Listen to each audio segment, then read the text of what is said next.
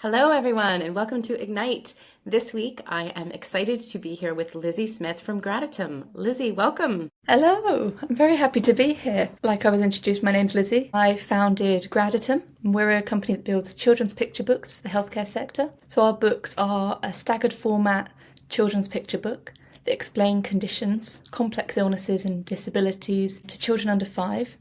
They help parents and guardians explain the conditions from diagnosis all the way through the treatment to whatever the end stage may be.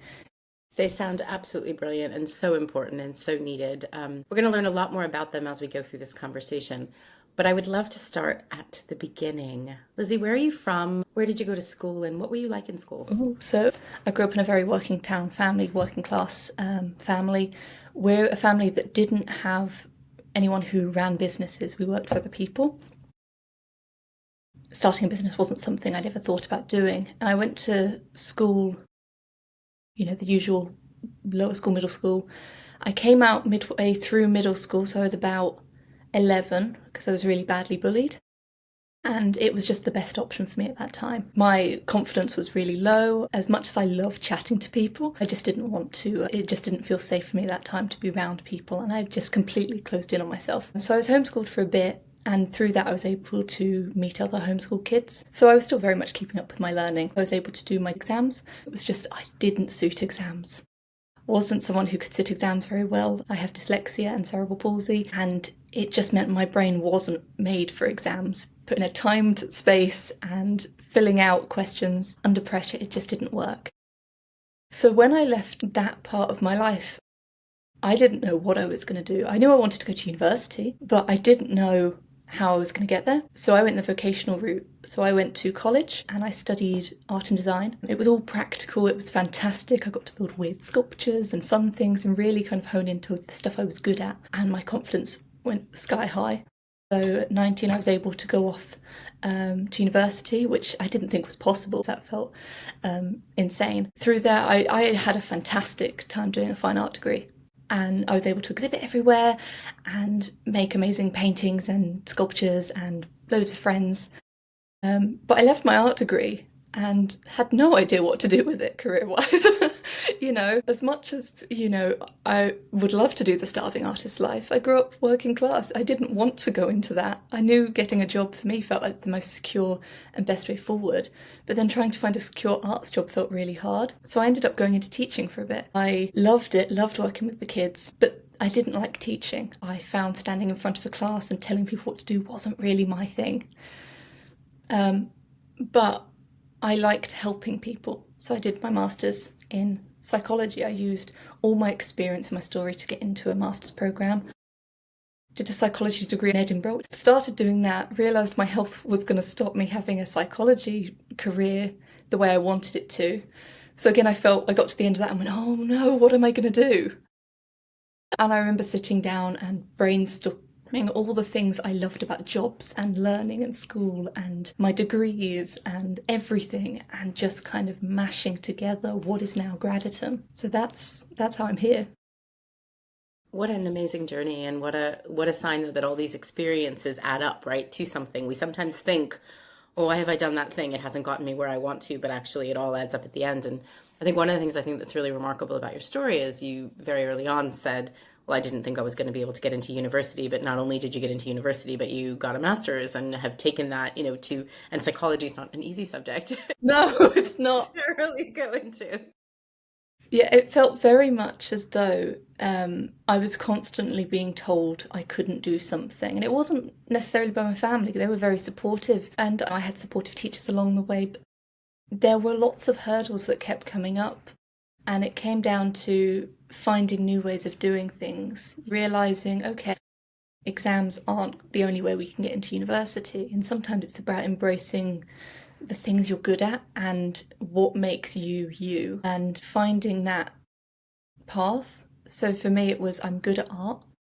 I'm really bad at sitting in a room and doing exams. I'm going to go do something practical.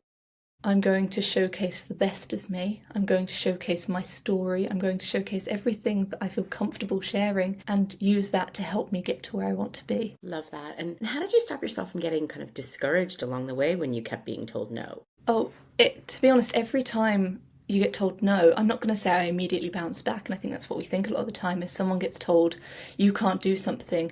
And it's usually probably what I sound like now, where it's, but I picked myself up and I went straight on into this. It didn't. I would have several months of just sitting there going, oh my God, how am I going to move forward? And sometimes it's about kind of realizing, okay, that traditional pathway isn't for me. You know, with psychology, I thought I was going to be a clinical psychologist, but the physicality of it doesn't work with my health. So it really took going, okay, what is it I've learned along the way? And how can I use that and show people that they are beneficial skills? I've learned leadership, I've learned analytical skills, I've learned technical skills, different softwares I can use, and kind of pulling those things out and going, okay, well, those are still really great things, even if I'm not going the traditional route. So couldn't agree with all of that more. So let's talk about where the idea came from. So you'd finished your degree, you were sort of like, oh gosh, what am I going to do for a job? And then now you have this incredible business. Was it a spark of an idea or did it build over time? Talk me through that process.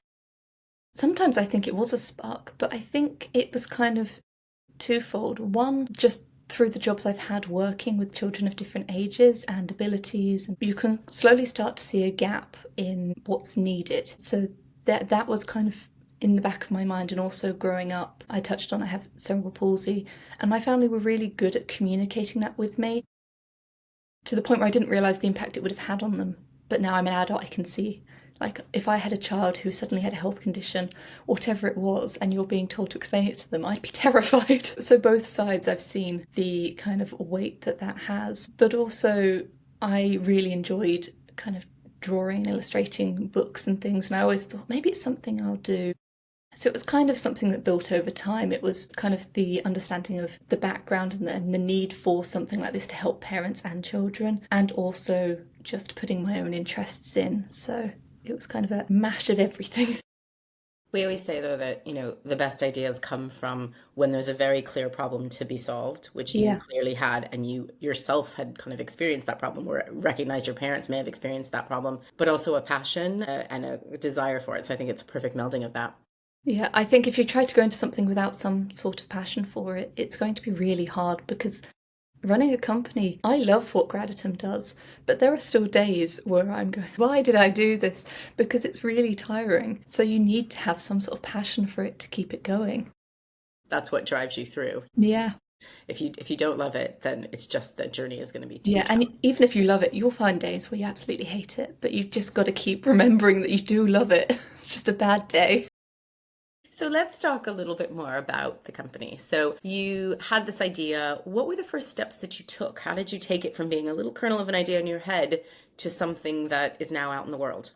So one of the first things I did was realising I have absolutely no business knowledge. Like I said, I'm from a background where we don't have people who run businesses. We work for other people, and there's nothing wrong with that. But it meant, in my circumstance, I didn't really have anyone in the family to turn to. And it meant I had to learn everything from scratch. So the first thing was, how do I start a business?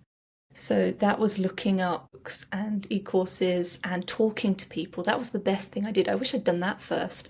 When you want to do something, I think the best thing you can do, whether it's opening a cafe or starting a book business or whatever it is you want to do, look for people who work in that sector and talk to them, because they'll be happy to. You could go into your local cafe and say, hey, I'm interested in starting a cafe. Can I talk to you about it? And 9 out of 10 times they will talk to you about it. Maybe not on the spot, but at some point they will have the time to. Learning from people who are actively doing it is the best thing to do. Fantastic. And so in terms of the books themselves, are you writing them all? Are you designing them all? What's your role in that, and how does that process work? Starting the company, it did feel like I had to do absolutely everything. It was writing, drawing, production, everything. As time has gone on, it's gotten a bit easier. So whilst I'm still feels like writing, drawing and doing everything, which I don't mind, you know, arts background. I love illustrating. I'm able to kind of outsource a bit more. So whilst I'll brainstorm with people for the initial idea for the storyline for the books, but I don't know the medical information. So that's where we have consultants from different NHS boroughs who we can reach out to, who come in as kind of scientific writers. So they're people who have the specific knowledge and can explain the medical procedures, whether that's to myself or other colleagues who are able to illustrate, or just for the storyline itself, so we can make sure it's as accurate as it can be. It's such a good point, though, because it is a very creative business, but it has to be medically accurate and correct. So you also have to recognize where are the places where you need help and who do you need to get support from and ask for that rather than trying to do it all yourself. Exactly. Whilst I've done a lot of different things, medicine's not one of them. Our books are never going to replace what a doctor tells you. They're there to support what the doctor tells you. So you're able to, a parent can walk away with their child and go, okay, we're going to have a conversation about what the next steps are, or have something to read whilst they're going through their treatment in time so they understand what's going on. And that's really important. Can you just give me an example of a couple of the books in terms of just to bring to life who might be using them? Yeah, so we're working on a few different conditions and they're all at various stages. Our allergy ones are complete at the moment. Allergies are 2 books, that's diagnosis and management. So the first book is explaining the different tests. So you're following a child having the skin prick test, which is how they test allergies, and blood draws and things like that. Management is, okay, how is this child navigating the world? You know, how are they talking to their friends? How are they interacting in school, monitoring what food they're eating, things like that. If it's something more complicated, like the cancer ones, that's where it becomes more complicated. So that's diagnosis. That's where we're going to start looking at hospitalisation a bit more. That's where different treatments. It's going to be a much bigger series for the children to go through because there's a lot more information. So you've touched on it already, that entrepreneurship is not the easiest thing in the world. What are the parts of it that you do really enjoy? There is so much. I'm a bit of a chatty Cathy and I love networking. And pitching. And I used to be terrified of it. But over time, I really love that because you're able to talk to people about what you're passionate about and you're also able to hear what they're passionate about and kind of work them together and going, oh, you're really passionate about, marketing. Excellent. I need some marketing advice. Can we chat a bit about it? That I love. I also love seeing a company grow. It sounds really kind of corny, but seeing like this small idea that turning into something that's actually physically there is wild. My first book coming through the post, I was like, oh, it's a product. It's real. Going, how did I get from this thing to that? Wow, It's amazing. It's real. There's so many things I could go on. The people who you find who are just other people starting companies and hearing their stories. It's just, there's so much. And what wins have you had that you're really proud of so far? Oh my gosh, I still keep shaking myself that we've had quite a lot of luck. We've won the UK Startup Awards. We won the Scottish region for Media and Entertainment Startup of the Year.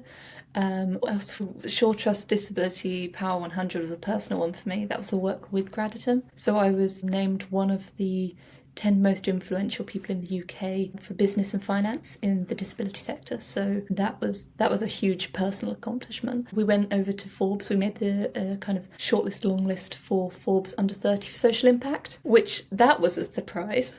We made it down to the final cut, so I can say I made the top 100. There's been loads, and I pinch myself every time something comes through.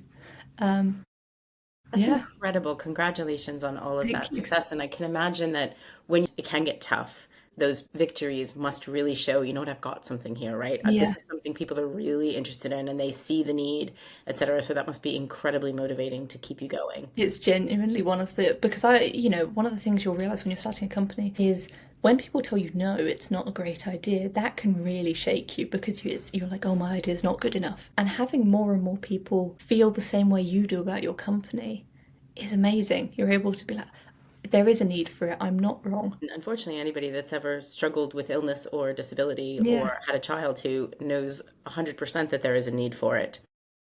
There is, and unfortunately, it's such a large amount of the UK. I think it's overall, they say 1.5 million children in the UK struggle with under 5 have a kind of chronic illness or health condition, and that's such a huge amount of the population.